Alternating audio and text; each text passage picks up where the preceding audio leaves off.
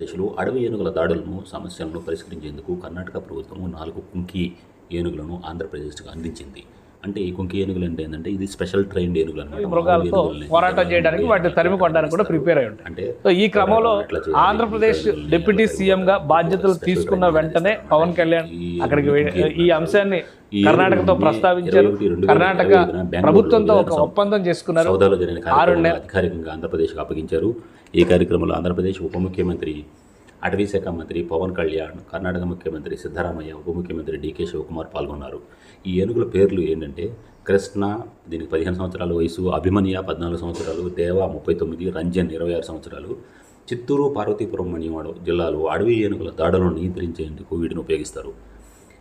ఈ చర్యల ద్వారా గత 20 ఏళ్లుగా అడవి ఏనుగుల కారణంగా ఏర్పడుతున్న సమస్యలకు పరిష్కారం దొరికే అవకాశం ఉందని చెప్పి ప్రజలు భావిస్తున్నారు. ఈ కుంకి ఏనుగులతో రైతులు తమ పంటలను రక్షించుకోవచ్చు అని చెప్పి ఆశాభావం వ్యక్తం చేస్తూ ఉన్నారు.